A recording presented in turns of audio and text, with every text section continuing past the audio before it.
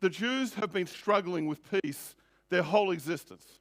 And when you go to the Old Testament, you read these verses like in Jeremiah 8:11, they dress the wound of my people as though it were not serious.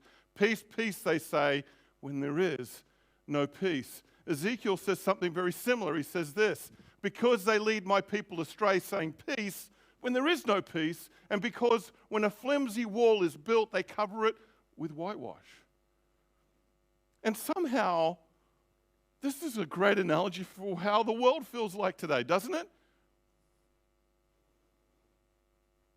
Peace, peace, but there is no peace. And 2,000 years, or 3,000 years later, these verses ring true then as they do for us today. For the Jews in 66 AD, they had enough of this so-called Pax Romana, peace of Rome. Their overlords, the emperor, they'd had enough, and they broke out in rebellion. They wanted to throw the yoke of this Roman Empire off them. They wanted to take God's promises to heart and literally usher in a new time of having their land back, their sovereignty back. Even though the irony of this whole thing, the reason why Rome was above them was really because they had come into a civil war with each other, and the side that was losing asked Rome to come and help. But let's put that aside for a moment. In 66 AD, it broke out. It was called the First Jewish-Roman War, and it ended. It began with the first emperor, Vespasian, who was general at the time, and halfway through that, he became emperor. His son Titus, who was later to become emperor as well, finished it off by destroying Jerusalem and destroying the temple and expelling the people of Israel out of Jerusalem completely. Time of mourning.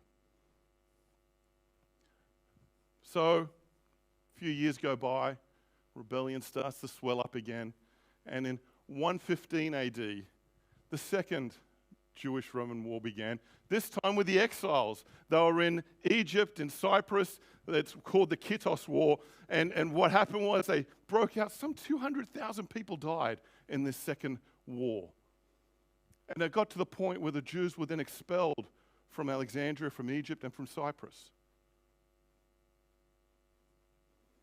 So we come to this date, 132 AD.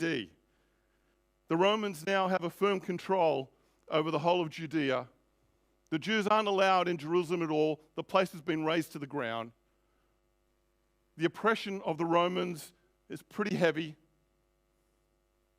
The emperor at this time is Hadrian, who began just a year after that second Jewish-Roman war. He's now the boss. He's now the big guy.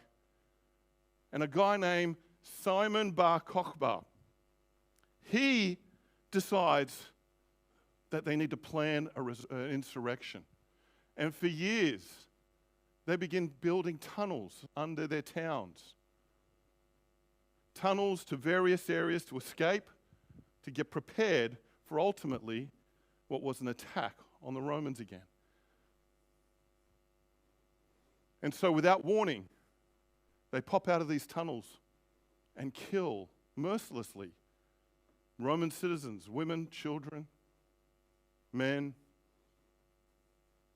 Some 2,000, according to Roman sources, catches the Romans completely off guard. It leads to an uprising. The towns in the area all jump up, and another war breaks out. And the Romans this time, Hadrian's had enough. He saw what happened to the last one. So he goes to town on the Jews, like nothing before the Romans had ever done. And they say the numbers of death doubled in the third Roman-Jewish war. One historian puts it this way: the Bar Kokhba revolt had catastrophic consequences for the Jewish population in Judea, with profound loss of life, extensive forced displacements, and widespread enslavement, leaving central Judea in a state of desolation. And this was by design. Hadrian didn't want them coming back ever again. Going on, he says the Jewish religious and political authority was suppressed far more brutally than ever before, and the province of Judea was renamed Syria Palestina, or as we know today, Palestine. Does this ring a bell? Kind of history repeating itself?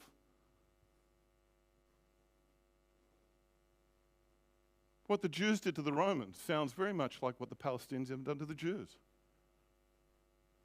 And what the Romans did to the Jews sounds very much what the Jews are doing to the Palestinians. History has a way of repeating itself. Nothing new. It might be different circumstances, different injustices. Who's right? Who's wrong? And it pains me to see us Christians sometimes taking sides,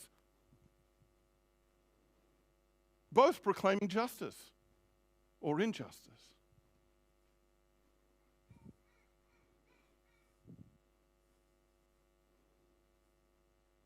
But what's missing in all of this? Yeah, amen, Jesus. It's the one thing missing. Jesus. Where is the Prince of Peace in all of this? This will repeat itself again. At some point, most probably the Palestinians will swap the roles. They will become the aggressors. And they'll keep playing this role. Why? Because we are all broken. And there is no peace. We're just whitewashing walls. Without Jesus, there can be no peace. History shows us. It's 2,000 years.